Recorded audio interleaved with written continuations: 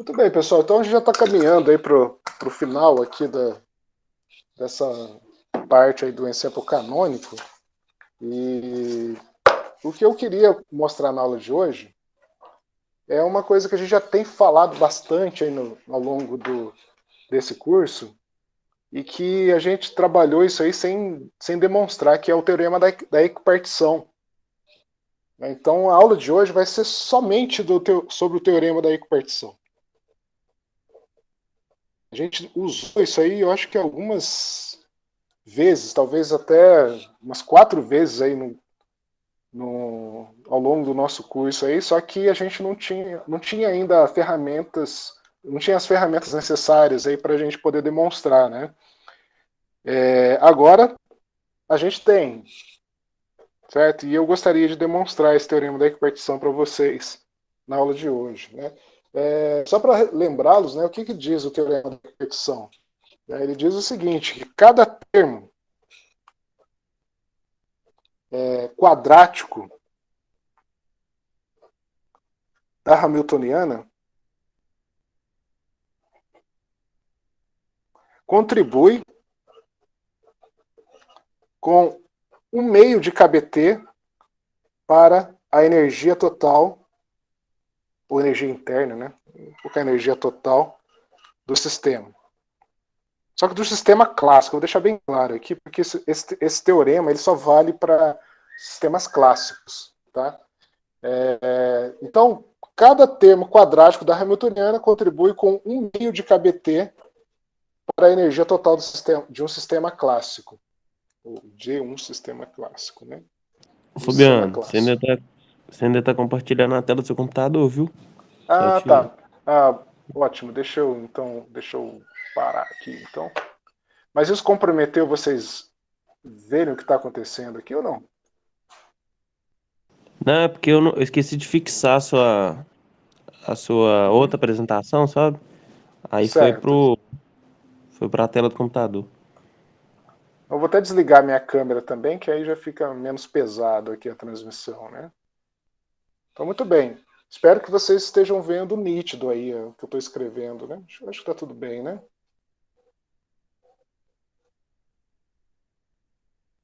Então, muito bem. Esse é o teorema da equipartição. E só para dar um exemplo, né, que a gente já tinha usado isso aí, né, quando a gente analisou lá o gás ideal monoatômico, vocês lembram que no caso do gás ideal, a Hamiltoniana é dada por P ao quadrado sobre 2m, né, que é a parte cinética da partícula, e a iésima partícula. Então, se eu somo todo mundo aqui, né, todas as n partículas, eu tenho a Hamiltoniana do gás ideal. Então, note que no gás ideal, a única contribuição da energia vem do movimento translacional da partícula. Né? Ela não tem nenhum termo de interação aqui. Né? Então, esse P aqui, que é o momento, que é no caso aqui, é um vetor composto pelas 3 dimensões. Né? Então, no caso, seria o PXI mais PYI, mais, esse aqui é um outro vetor, né? Mais PZI. Então, esse cara aqui é o vetor posição, desculpa, o vetor momento da iésima partícula. E o momento, ele tem 3 dimensões, né? 3 dimensões de espaço aqui. Então, na verdade, essa Hamiltoniana aqui tem 3n componentes. Né? Então, eu tenho n componentes no sentido de n partículas, mas cada partícula tem três outros componentes aqui que me diz a direção dessa partícula. Então, no total, eu tenho 3n graus de liberdades aqui. E, como diz o teorema da equipartição, cada termo quadrático da Hamiltoniana, que no caso aqui eu tenho 3n termos quadráticos, né?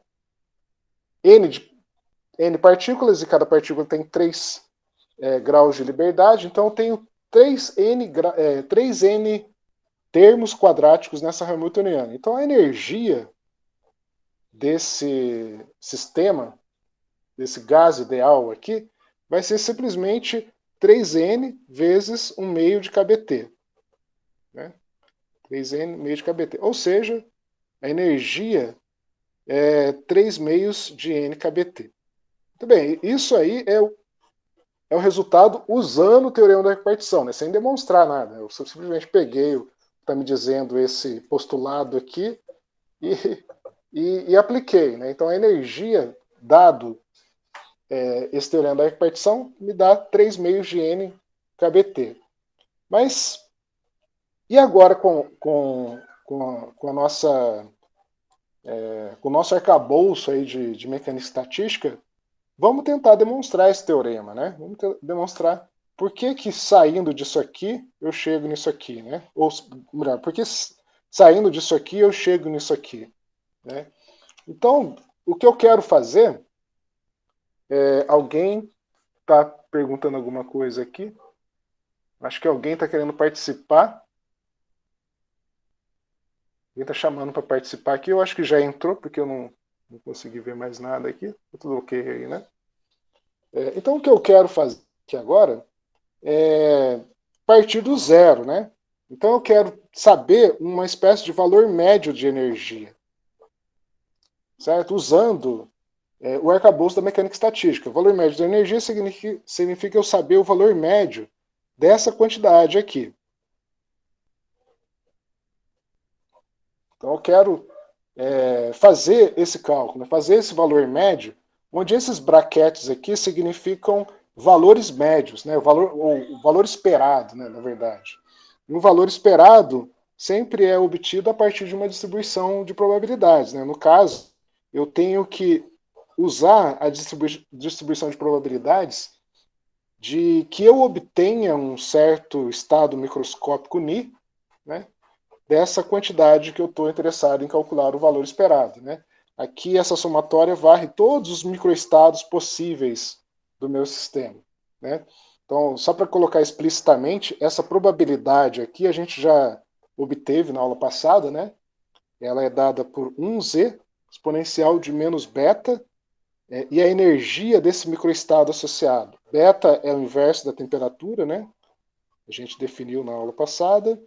E esse z é a função de partição, que nada mais é que a normalização dessa distribuição. Né? Então, resumindo, eu quero calcular o valor médio dessa quantidade aqui. Isso aqui é no caso do gás ideal, tá? Depois a gente vai fazer de uma situação mais genérica, mas por hora a gente está analisando um caso bem especial, que é o gás ideal, simplesmente. Tá? Eu quero mostrar que a energia do gás ideal é 3 meios de N kBt. Tá? Essa é a proposta inicial aqui desse cálculo. Então eu quero calcular esse valor médio aqui, ou valor esperado, né? Esse valor esperado aqui, onde essa média é calculada a partir de uma distribuição de probabilidades, em que a distribuição de probabilidades é dada por esse termo, né, que a gente obteve na aula passada. E essa distribuição aqui acontece sempre quando eu tenho um sistema canônico. Quando eu tenho um sistema que eu estou interessado, que é um sistema S, que está em contato térmico com um reservatório que é muito maior do que esse sistema S. Né? Então, aqui no nosso caso do gás ideal, é como se o gás ideal estivesse aqui nesse sistema S, né? É o gazinho aqui. E esse sistema S, ou esse gás ideal, ou o container que contém o gás ideal, está em contato térmico com uma coisa muito grande, né? Você pode pensar como sendo a atmosfera, está em contato com a atmosfera, está em contato com o oceano, alguma coisa assim. Né? E essa coisa muito grande está sendo representado por esse sistema R aqui. R porque eu vou chamar ele de reservatório. Né? Reservatório no sentido que ele é muito grande a ponto de não ser afetado pelas trocas com o sistema S. Né? Então, quando eu estou nessa situação aqui, em que o sistema em questão é muito menor do que o reservatório, a distribuição de probabilidade segue essa regra.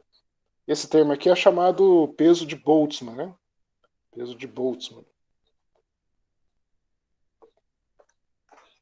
Então, se eu tenho uma situação canônica desse tipo, né, sistema S em contato térmico com uma coisa muito grande, vale a distribuição de Boltzmann, ou peso de Boltzmann. Né? E tendo essa distribuição de probabilidades aqui, eu consigo calcular valores médios, né, a partir dessa relação aqui.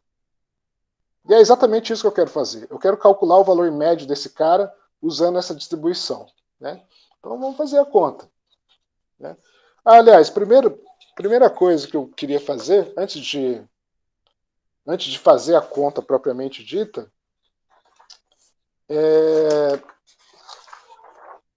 vocês percebem que quando eu tenho um momento desse tipo, né, que é o momento da iésima partícula, que pode ser decomposto em 3 outros momentos, dado as direções, né, x, y e z, o valor médio desse cara aqui, o valor esperado, vai ser a soma desses valores esperados aqui, dessas partes que constituem esse vetor, né?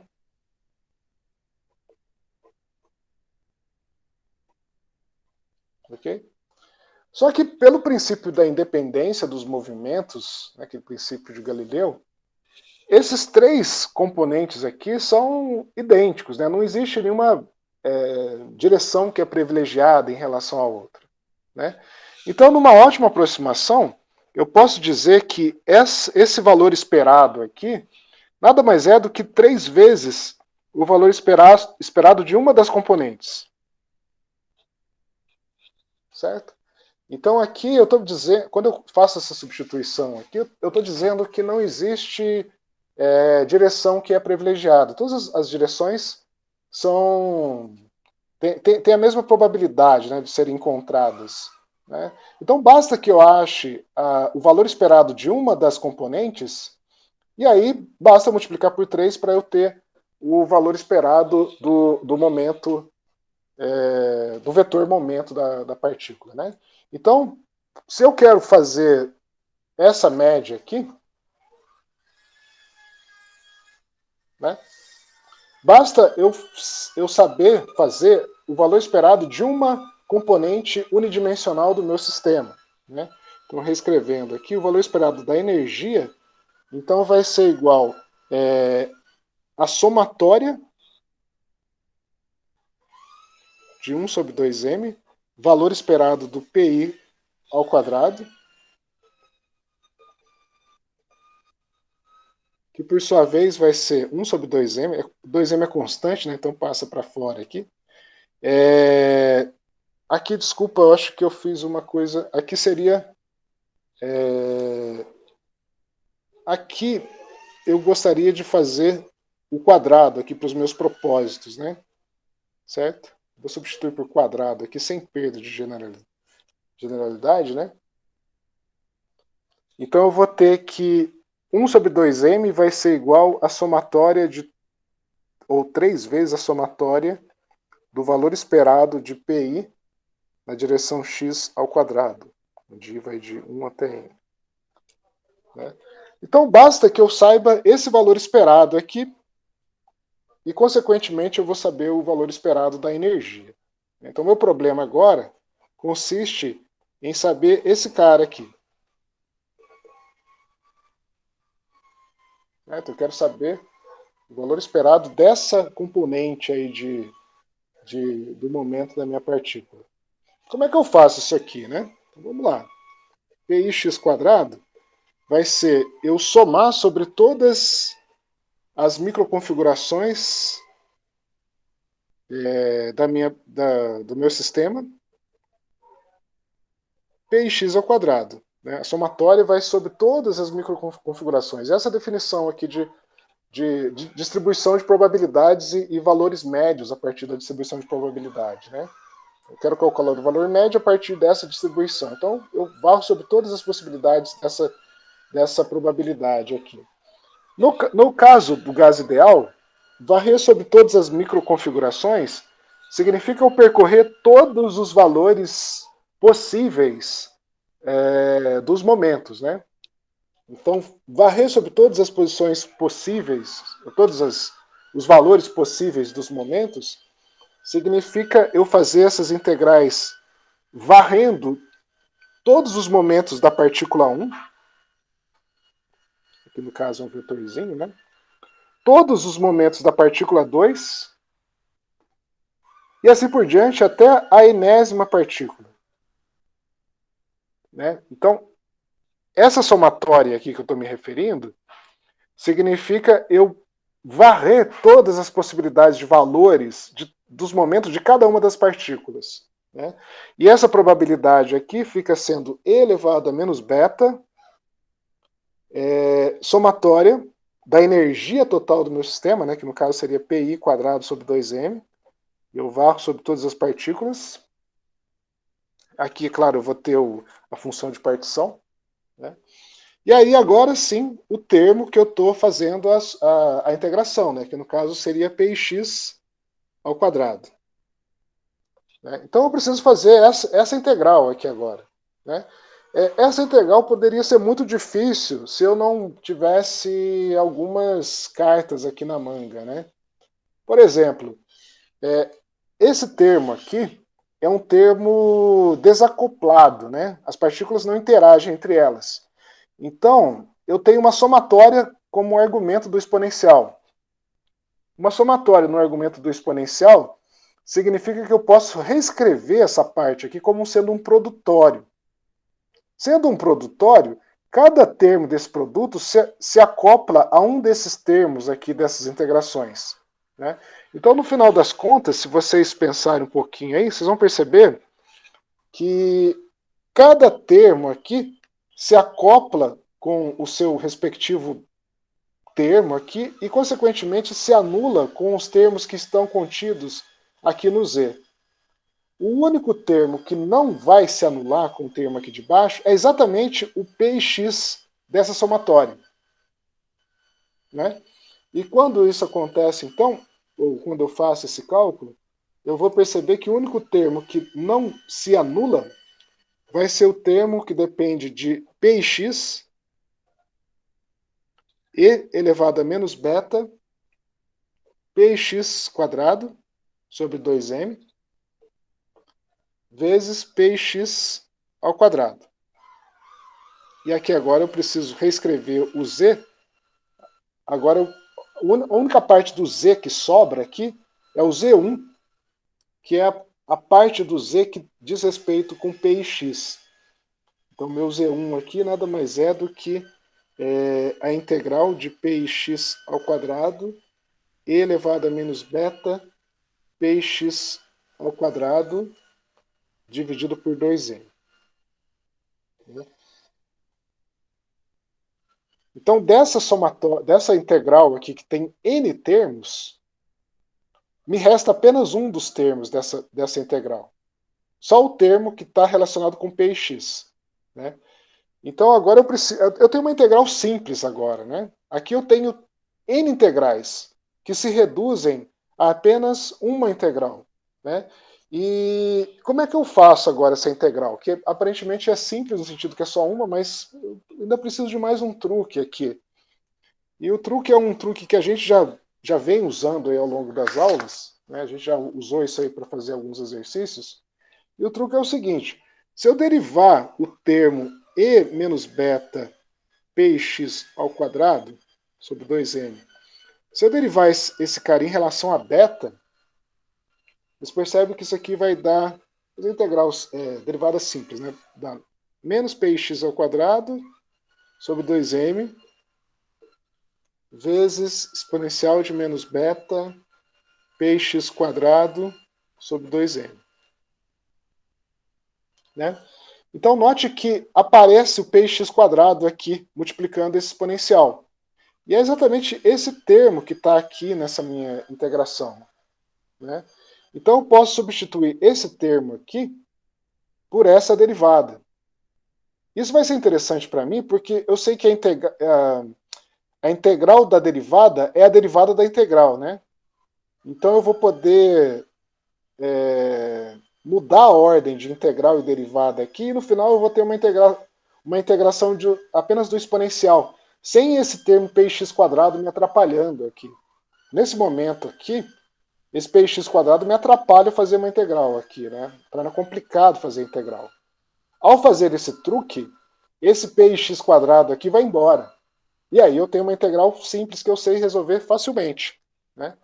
Então eu vou substituir essa parte por essa derivada, e o que eu tenho aqui é πx², que vai ser igual a 1 sobre z1, a integral de πx. Onde tem esse cara, eu vou substituir pela derivada, né? Então vai ficar menos a derivada de beta, exponencial de menos beta πx² sobre 2m. Então note que aqui o πx² já foi embora, o πx² que estava me atrapalhando. Mas aí me resta uma derivada, né? Você pode pensar que pode me complicar, mas na verdade não, nem complica nada, não, porque eu sei que integral da derivada é a derivada da integral. Ou se você quiser pensar a integral como uma somatória, né? O que eu estou fazendo aqui é uma soma de derivadas, né? Mas soma de derivada é a derivada da soma. Então, eu posso trocar impunemente a ordem dessa integral com essa derivada. Então, esse cara fica simplesmente 1 sobre z1, a derivada passa para fora da integral, né? Porque soma da derivada é a derivada da soma, então fica derivada com relação a beta da integral de dpx exponencial de menos beta πx² sobre 2m. Muito bem, então tá ficando cada vez mais fácil a integral, né? Então estava uma integral super complicada de ser feita, que é essa aqui. Só que a gente percebeu que eu tenho N integrais, mas que essas integrais aqui se anulam com o termo que está aqui dentro, né, do z. E no final no final sobra apenas uma integral. Então de N integrais me sobra apenas uma. Só que aqui nesse momento, essa integral ainda é complicada porque eu tenho um termo quadrado aqui. Mas se eu uso esse truque aqui da derivada, eu consigo eliminar esse termo quadrado. Se eu jogo aqui, eu caio nesse caso. Aí eu identifico que a integral da derivada é a derivada da integral, então eu caio nessa situação, né, que eu tenho agora que resolver essa integral aqui. Só que se vocês olharem bem, essa integral é uma integral que eu já sei fazer. Eu sei de tabela que a integral de e elevado a menos ax² sobre dx, aliás, de tabela não, eu acho que vocês já demonstraram essa derivada aqui em alguma das listas anteriores aí. Isso aqui é raiz de π sobre a. A é o termo que multiplica aqui o x², né? Então eu sei que essa integral aqui dá raiz de π sobre a, onde a é o termo que multiplica aqui no argumento da exponencial. Então agora é só identificar quem que é o a aqui. É exatamente a mesma estrutura, onde a x aqui na verdade é o px, né? E o a vai ser o beta sobre 2m, certo? Então, se eu uso essa informação aqui, eu mostro que πx² vai ser igual a 1 sobre z1, 1 sobre z1, só que z1, desculpa, só para a gente já colocar aqui na... Bom, enfim, vamos continuar aqui, né? Isso aqui vai ser raiz de beta, essa derivada aqui, que no caso seria raiz de π, raiz de 2mπ sobre beta, elevado a 1 meio. E eu identifico que esse cara aqui nada mais é do que o próprio z1, né? E no final das contas eu vou ter que px² vai ser menos 2m, a derivada de beta do log do z1. Uma vez que esse cara aqui é o próprio z1, ou proporcional a z1, né?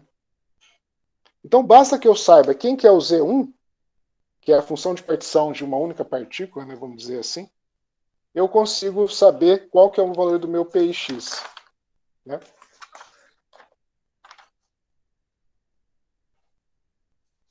Professor? Oi, sim, E sim, sim, eu gostaria que voltasse aí ao menos que eu acabei não percebendo como é que desapareceu. Sim, qual deles? Aí quando nós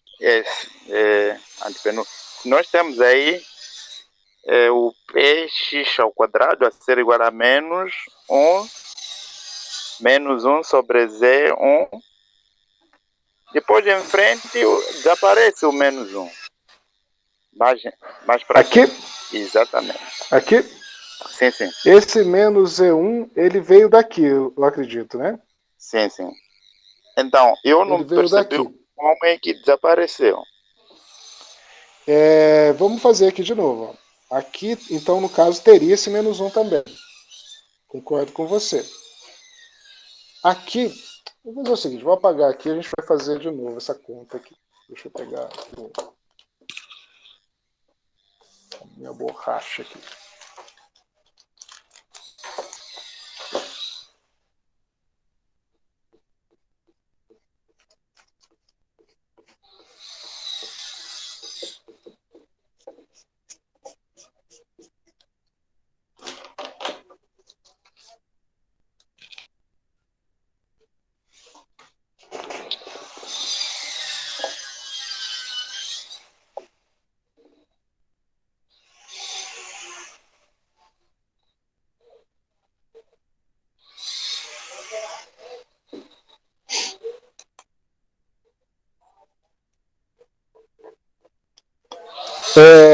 Então eu estava falando que aqui apareceu esse menos, né? E eu preciso resolver essa integral aqui, né? Essa integral, se você comparar com esse cara aqui, eu percebo que eu vou ter o menos, aqui menos 1 sobre z1, vezes a derivada com relação a beta, e aqui ficaria, basta identificar quem que é o A, né? O A é beta sobre 2m, certo? A é beta sobre 2m. Então esse cara vai ser raiz quadrada de π dividido pelo A. Mas A é beta 2m. Certo? E aqui então eu vou ter menos 1 sobre z1 vezes... tudo que não depende de beta eu jogo para fora aqui. Então eu vou ter raiz quadrada de 2mπ sobre... Não sobre aqui, né? 2mπ vezes a derivada de beta menos 1. Certo? O menos que você estava se queixando continua aqui mesmo. Você tinha razão. Estava faltando esse menos aqui. Se eu repito esse mesmo processo, usando esses truques aqui, mas agora para o Z1, vocês vão perceber que eu tenho exatamente a mesma estrutura que eu fiz aqui, né? Eu tenho uma integral com a mesma dificuldade que eu tinha aqui inicialmente. E eu posso repetir isso aí para tentar fazer esse cálculo. E o que eu vou obter, vou pegar uma folha aqui, o que eu vou obter é que esse meu px ao quadrado vai ser igual a menos 2m. Eu pulei alguns passos aqui, mas depois, usando essa mesma ideia, vocês vão chegar no resultado que esse valor médio do px quadrado nada mais vai ser do que o menos 2m, a derivada em relação a beta de log de z1. Usando essas mesmas passagens aí que eu tinha sugerido. Né? Então, o que eu preciso agora, então, é calcular essa derivada aqui, a derivada de beta, sabendo que o meu Z1,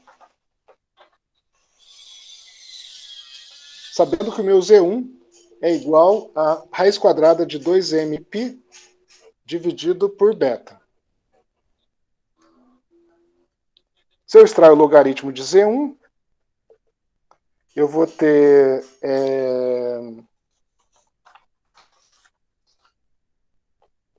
logaritmo de Z1 vai ser 1/2 do log de 2mπ menos log de beta. Né? Eu sei que Z1 dá esse resultado, né, que a gente acabou de fazer aqui das integrais. extrai o logaritmo dele e dá isso aqui. Certo? Agora, eu vou derivar esse logaritmo de Z1 em relação a beta.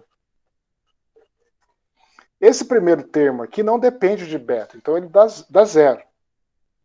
Né? Então basta eu achar essa derivada aqui. Então eu vou ter menos a derivada em relação a beta de log de beta. A derivada do log de beta fica 1 sobre beta, que nada mais é do que menos kbt. Certo? Se eu jogo essa forma aqui em cima, né? Eu tenho que o valor médio de px quadrado vai ser igual a menos 2m vezes essa derivada aqui, que dá simplesmente kbt, né? Então fica mais kbt. Muito bem, esse é o valor médio do momento em uma direção de uma partícula. Né? Se eu volto agora da minha Hamiltoniana, né? A minha Hamiltoniana me diz o seguinte: eu tenho o valor médio da energia é a somatória, ou melhor, o valor médio, né?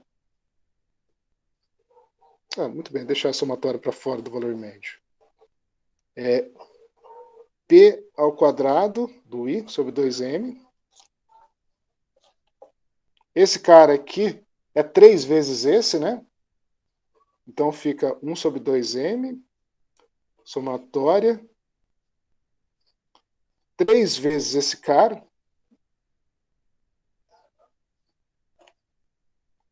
Okay? E aí esse cara é exatamente o cara que está em cima aqui, né? Que a gente acabou de calcular. Então vai ficar 3 meios vezes 1 sobre M, vezes esse cara aqui, 2M kbt. Corta aqui, corta aqui, corta aqui. Tá faltando aqui o N, né? Aqui é a somatória, então tem um N. Esse N veio da somatória aqui. A gente perdeu um meio pelo caminho aqui, né? O que aconteceu com esse cara? Acho que esse 2 aqui a gente perdeu em algum canto aqui. Aqui, ó. Acho que foi por aqui que a gente perdeu. Foi exatamente aqui, ó. A gente fez um cálculo não errado, a gente esqueceu um termo aqui. Aqui tem meio que multiplica esses dois caras aqui, né? Se eu faço a derivada, esse cara aqui dá zero, esse cara aqui sobra, mas tem um meio aqui, ó. Então aqui tinha um meio. Aqui, e aqui vai ter um meio aqui, e aqui vai ter um meio. Certo? Então, no final das contas, esse valor médio aqui não tem esse meio aqui. Professor? Esse 2 cancela com esse 2. Oi? Pois não? Na verdade, eu acho que esse meio vai cancelar com um 2 que tem lá no PX, lá em cima. Ó, lá em cima. Exatamente, é esse cara aqui, ó. Porque vai ter 2 aqui, ó. E aí esse 2 cancela com esse 2. Sim, sim. Certo? E aí então não tem esse 2. E aqui é um mais, tá? Mais M de kbt. Beleza. Então, voltando aqui para o nosso cálculo. Então, esse valor médio que eu quero calcular. E eu preciso desse px quadrado, mas a gente acabou de mostrar que é M kbt. Então, não tinha esse 2 aqui, esse outro 2 vai se manter. Então, aqui é só M mesmo, né? O M cancela com esse cara. N kbt, esse N veio da somatória. Então, no final das contas, a energia média é 3 meios de N kbt. Que é o que a gente queria, né? Lembrando que quando a gente usou... Aqui a gente fez o cálculo, né? O cálculo bruto aqui. Que é exatamente o mesmo resultado que a gente obteve chamando o teorema da equipartição. Né? Lembra no começo da aula? A gente chamou o teorema da equipartição, ou seja, cada termo quadrático da Hamiltoniana contribui com meio de kBt para a energia de um sistema clássico. Né? Então a gente percebeu que tem 3n graus de liberdade, ou 3n termos quadráticos aqui. Então 3n vezes meio de kBt dá 3 meios de n kBt. Né? Esse aqui foi usando simplesmente o teorema da equipartição. Aqui foi fazendo o cálculo bruto.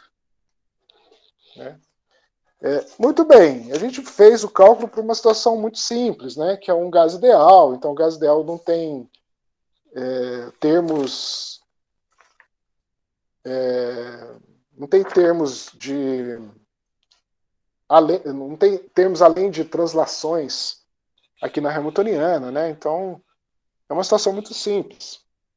Vamos fazer, então, para o caso de uma Hamiltoniana um pouquinho mais complicada, não tão complicada, mas pelo menos um pouquinho mais complicada, para a gente ver esse cálculo aí que a gente acabou de fazer de uma forma mais geral, né? Não totalmente genérica, mas pelo menos um pouquinho mais geral do que essa que a gente fez aí com o gás ideal, né?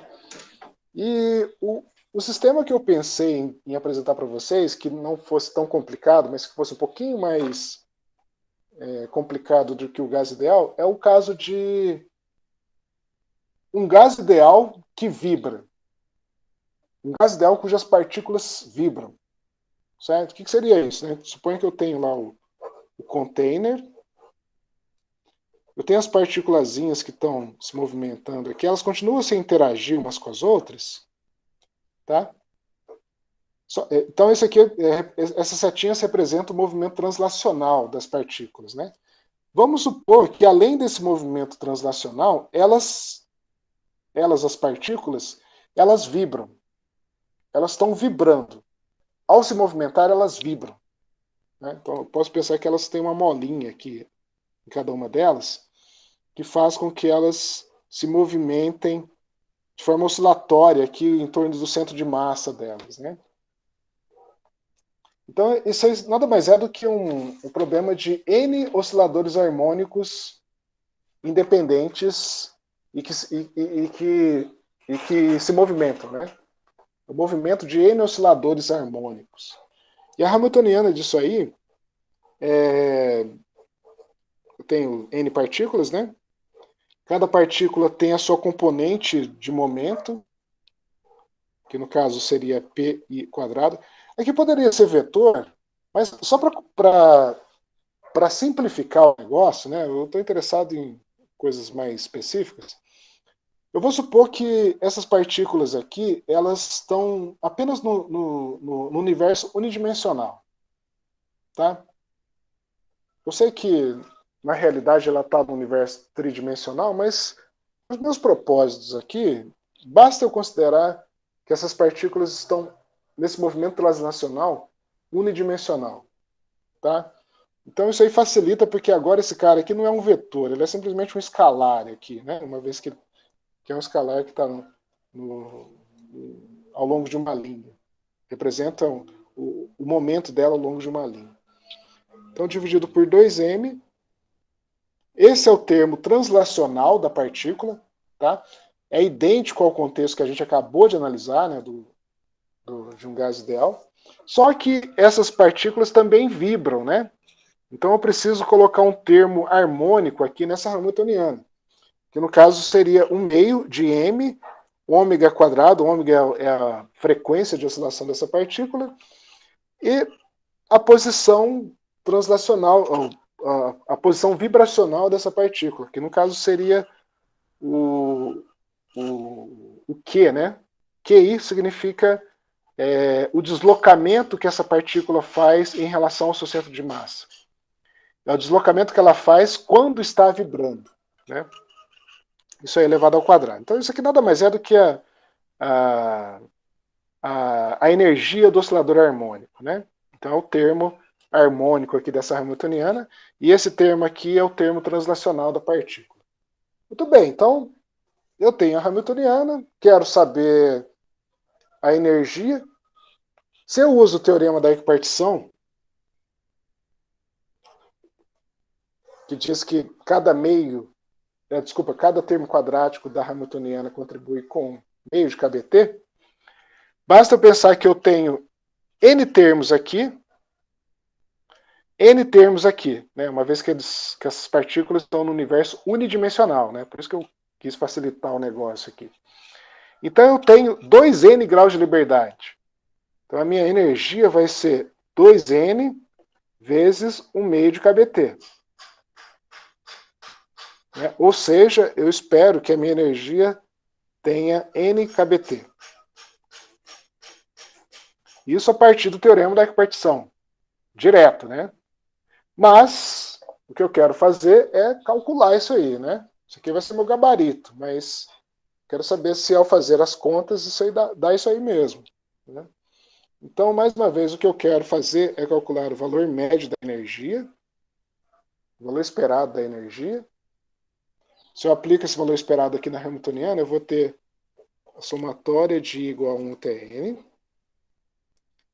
o valor esperado do PI quadrado sobre 2M, mais 1 meio de M, ômega quadrado, valor esperado do QI ao quadrado. Então eu preciso achar o valor médio dessas duas quantidades aqui. Né? Enquanto eu troco o grafite da minha lapiseira aqui, deixar claro que esse cara aqui a gente já fez o cálculo. Né? Eu preciso agora fazer o cálculo desse valor esperado do Q aí. Né? Algum comentário aí, pessoal? Até que eu troco o grafite aqui da minha lapiseira?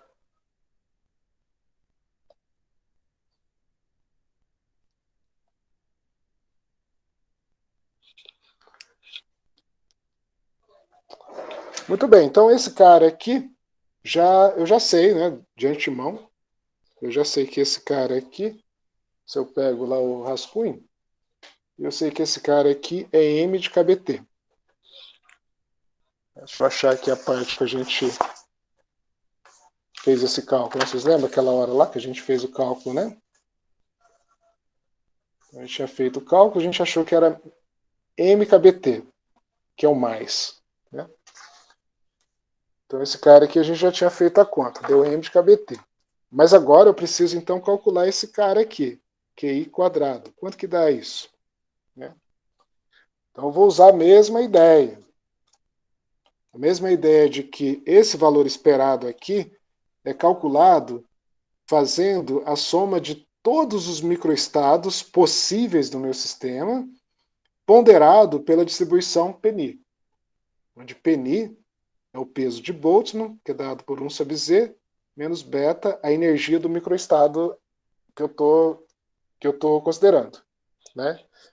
Então é esse cálculo que eu vou fazer. Então quando eu falo que eu vou fazer o valor médio dessa quantidade, significa que eu vou somar sobre todos os microestados possíveis, ponderados pela distribuição Pni, vezes QI quadrado. Né? Então, para esse contexto, somar sobre todas as microconfigurações significa que eu vou ter que integrar sobre todos os valores possíveis do momento da partícula 1. Eu vou ter que integrar sobre todos os valores possíveis do momento da partícula 2. E assim por diante, até a enésima partícula. Ok? Só que aqui eu tenho mais um grau de liberdade além do momento, porque eu tenho também a posição de deslocamento, né? A posição de vibração ali, que no caso é o Q, a variável Q. Então eu também tenho que integrar sobre todas as posições de Q da partícula 1, todas as posições da partícula 2 e todas as posições de todas as partículas até a enésima partícula. Então aqui eu tenho 2N integrais, certo? Que eu estou varrendo sobre... Essas integrais aqui significa que eu estou fazendo essa somatória aqui, né? Significa que eu estou percorrendo todos os valores possíveis de todos os momentos, de todas as partículas e todas as posições de todas as partículas. Certo? E aí, ponderado pela pela distribuição, né, que no caso é E elevado a menos beta vezes a energia associada ao microestado. E a energia associada ao microestado é essa hamiltoniana aqui, né? Ou essa aqui. Certo? Não sei como é que eu vou fazer isso aqui, que é grande essa... Vou tentar escrever aqui rapidinho aqui. Mas no final das contas eu tenho essa somatória aqui, né? N pi quadrado sobre 2m mais 1 meio de m ômega quadrado QI ao quadrado. Esse cara aqui é a energia associada a um dos microestados acessíveis do sistema. Vezes o QI quadrado. É claro que aqui faltou dividir pela função de partição, né? Essa função de partição estava embutida aqui nessa probabilidade, né? Então ela fica aqui explícita aqui. E aqui, mais uma vez, pessoal, é aquela ideia, né? Eu tenho a somatória de termos independentes aqui. E aí, repetindo pela terceira vez isso aqui no curso, né?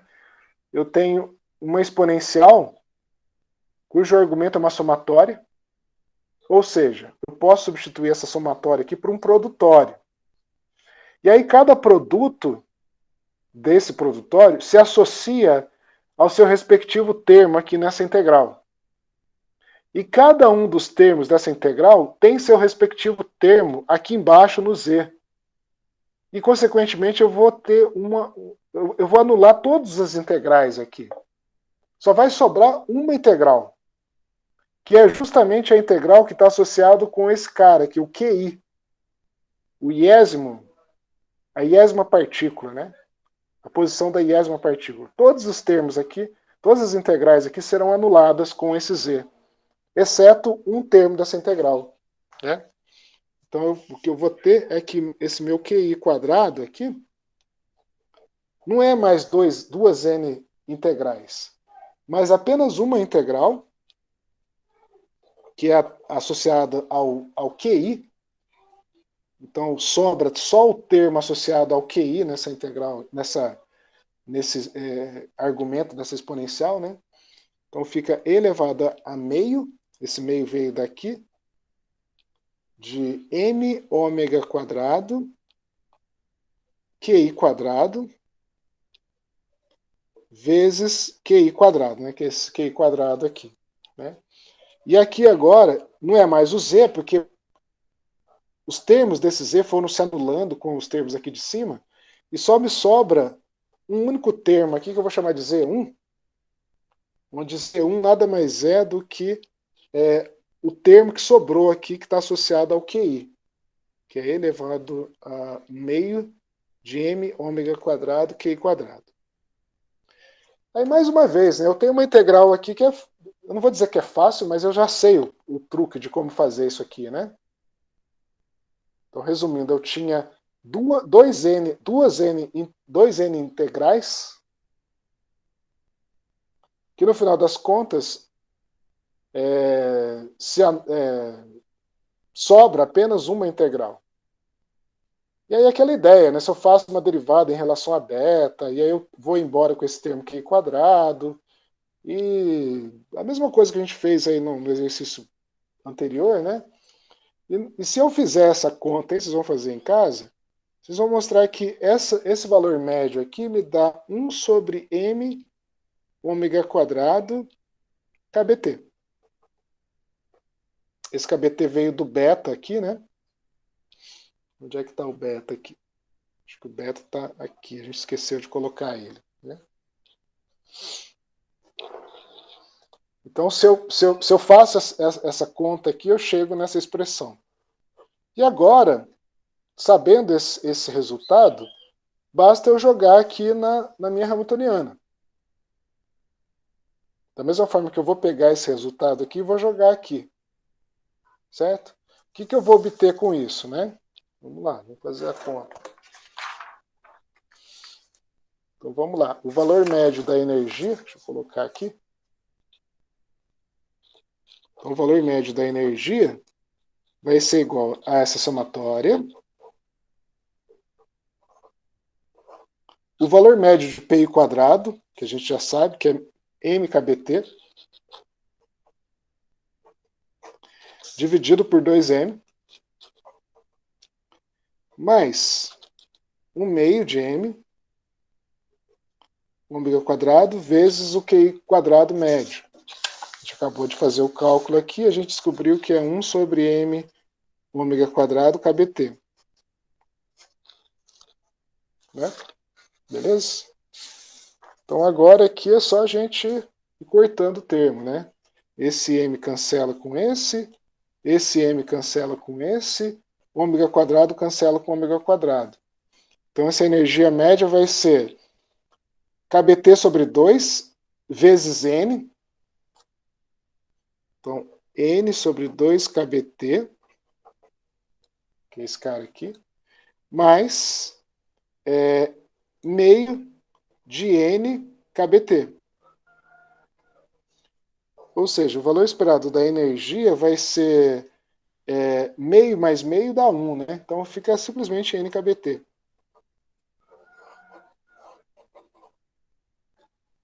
Se eu volto lá para a gente comparar com o resultado que a gente tinha enunciando o teorema da equipartição, eu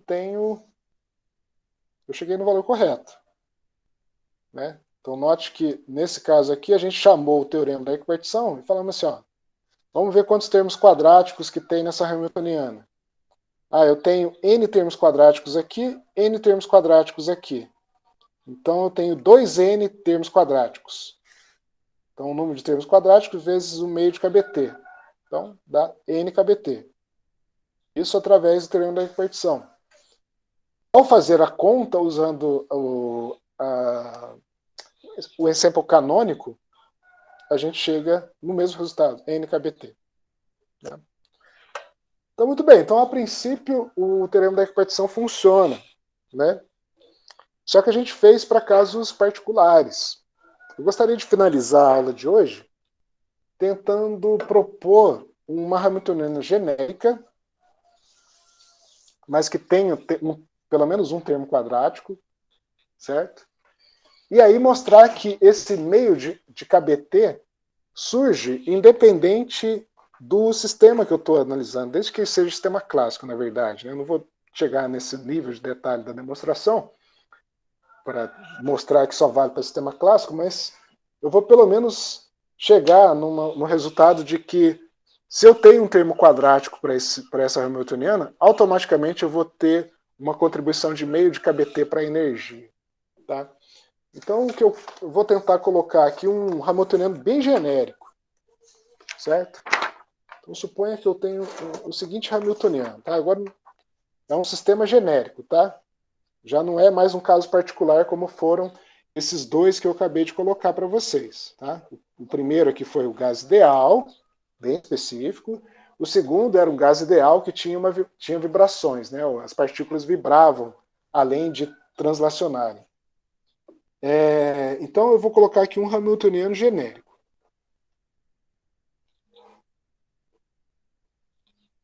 Tá? É uma situação genérica, não é um caso particular mais, é uma situação genérica. Então suponha que eu tenho um hamiltoniano que depende, por exemplo, de coordenadas generalizadas Q1, Q2, Qn, e dos momentos, né? P1, P2, Pn. Tá? Então é uma hamiltoniana que depende de todos esses parâmetros aqui. Tá? E a hamiltoniana eu vou quebrar ela em duas. Eu vou quebrar ela em uma parte que eu vou chamar de H0, mais uma parte que eu vou colocar uma constante φ aqui, não é uma constante, é um parâmetro, né, vamos dizer assim, um termo, que me dá a relação com uma dessas coordenadas aqui, uma dessas variáveis. Por exemplo, vamos supor que seja a jésima coordenada aqui do momento. Tá? Mas essa jésima coordenada aqui do momento depende quadraticamente aqui na hamiltoniana. Tá? Resumindo, a hamiltoniana depende de todos esses parâmetros aqui. Eu vou dividir essa hamiltoniana em duas. A primeira parte, que é o H0, depende de todos esses parâmetros aqui, menos uma variável, menos uma das variáveis. essa variável que não foi incorporada aqui no H0 está sendo incorporada nessa segunda parte aqui da hamiltoniana. Tá? Então, esse cara aqui depende de 2n menos 1 variáveis, e esse termo aqui depende de apenas uma variável, que é a variável que eu estou interessado em analisar aqui. Tá? A jésima variável, vamos dizer assim. Né? Então, considerações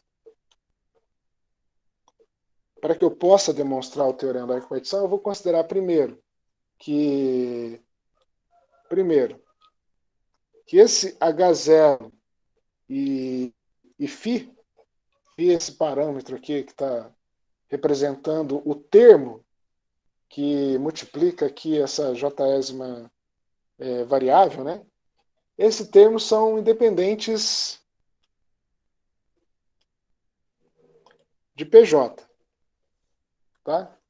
Então toda a informação do PJ está contida aqui no PJ quadrado, somente. Esse cara aqui não depende do PJ, esse cara aqui também não depende do PJ. Isso que eu estou considerando aqui. Tá? Segunda consideração é que esse termo aqui seja positivo. Então, esse φ aqui tem que ser maior que zero. Né? E a terceira e última consideração é que esse PJ aqui pode variar de menos infinito até infinito. Certo? Então, o que eu quero mostrar para vocês é que o valor esperado desse φ PJ ao quadrado aqui, eu vou demonstrar via exemplo canônico, esse cara aqui vai dar meio de KBT, independente do φ. Que, aliás, foi o que a gente acabou de ver aqui, né? Vocês lembram que no caso do gás ideal lá, a gente mostrou que esse φ aqui era 1 sobre 2m, né? Porque a energia da translação do gás ideal é P quadrado sobre 2m. Então, no gás ideal, o φ era 2m. No caso do oscilador harmônico, esse φ aqui era, se não me engano, deixa eu ver aqui na minha colinha, era 1/2 de m ômega quadrado. Né? Mas note que, independente do valor ou da função desse φ aqui, o resultado aqui, meio de KBT, independe das grandezas que estão dentro aqui desse φ. Né? Então não importava se era 1 sobre 2m ou se era meio de m ômega quadrado, no final das contas tudo acabava em meio de KBT. Né? Então acho que é isso que, basicamente é isso que eu quero mostrar agora, né? Nessa demonstração. Então vamos lá, eu quero fazer essa conta aqui. Eu quero achar esse valor médio de φ PJ ao quadrado. Muitas partes dessa conta que a gente já fez, desses exemplos aí, então a gente vai só repensar aqui para essa situação. Fazer essa média significa eu percorrer todos os microestados possíveis desse PJ, né? Então significa que eu vou varrer todas as possibilidades da posição da partícula 1, todas as possibilidades da partícula 2, até a enésima partícula. Eu vou varrer todas as possibilidades de momento da partícula 1, da partícula 2 até a partícula n. Né?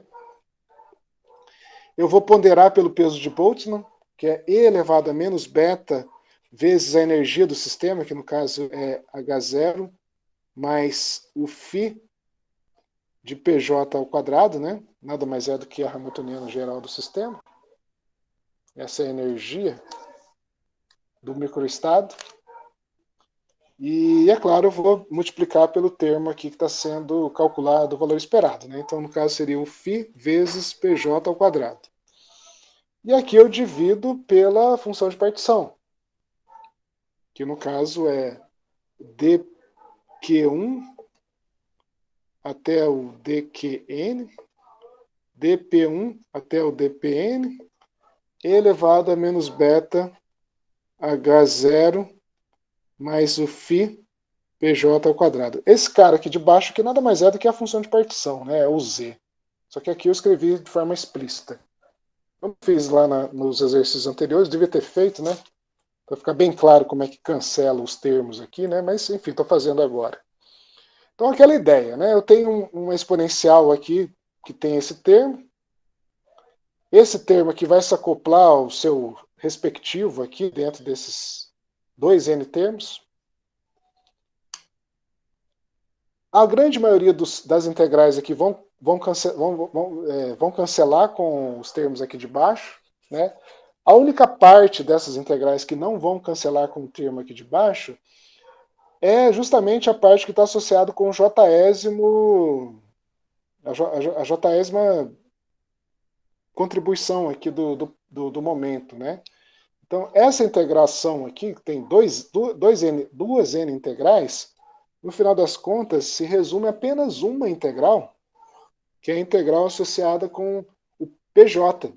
Né? Então, fica o dPJ e elevado a menos beta, φ PJ ao quadrado, né? Que veio desse cara aqui, que é o termo que está sobrando, vezes o φ e o PJ ao quadrado. E a única parte aqui de baixo que sobra é justamente a parte que está relacionada com o PJ também. Então, e elevado a menos beta, φ PJ ao quadrado. Né? Então, eu tenho que resolver esse cara. φ PJ ao quadrado. Se esse cara aqui é a minha função de partição, esse cara aqui é a função de partição de uma única partícula. Então, Z1. Né? É o que sobrou aqui dessa função de partição, uma vez que os termos daqui foram sendo cancelados, só sobra esse cara que nada mais é do que a função de partição de uma única partícula. Né? E aí, mais uma vez, né, eu tenho exatamente o mesmo tipo de problema que eu tive anteriormente. Eu tenho um termo quadrado aqui, que eu posso usar aquele truque de que se eu faço a derivada em relação a beta desse cara aqui, esse PJ quadrado cai, e aí eu posso substituir essa parte aqui como uma derivada em relação a beta. Né? Se eu faço esse truque,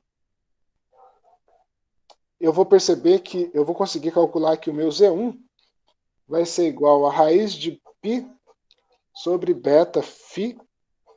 Tá? Note que eu pulei muitos passos de cálculo aqui, tá, pessoal? Depois vocês fazem com cuidado aí em casa, né? Mas eu pulei porque são coisas que a gente já fez ali, né, anteriormente. Então, ao fazer esse cálculo, eu consigo calcular o meu Z1 e automaticamente eu consigo calcular o meu valor médio de φ1, de φp1 quadrado.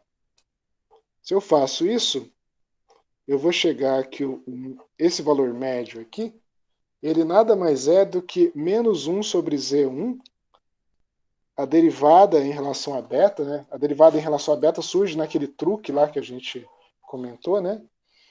De Z1. Como Z1 é dado por esse cara aqui, eu consigo fazer essa derivada, né? E ao fazer essa derivada, eu vou chegar exatamente que o valor médio de φPJ ao quadrado vai ser igual a 1/2 de kBt. Então, aqui também eu pulei uns passos de cálculo aqui, mas são cálculos exatamente análogos ao que a gente tinha feito nos casos particulares. Né? Então, vocês estão percebendo aqui que não importa o valor do φ, eu sempre chego no meio de kBt. Então, se φ diz respeito ao gás ideal, ou se o φ diz respeito a um oscilador harmônico, não importa. O que importa realmente é que esse termo quadrático aqui vai contribuir com meio de kBt para a energia. Né? Isso independente de que forma essa energia provém. Se é uma energia de translação, ou se é uma energia de rotação, ou se é uma energia de vibração. Né? Desde que o termo da energia seja quadrático, ele vai contribuir com meio de kBt. Muito bem, pessoal. Isso era o que eu tinha para falar para vocês hoje. Questões, hein?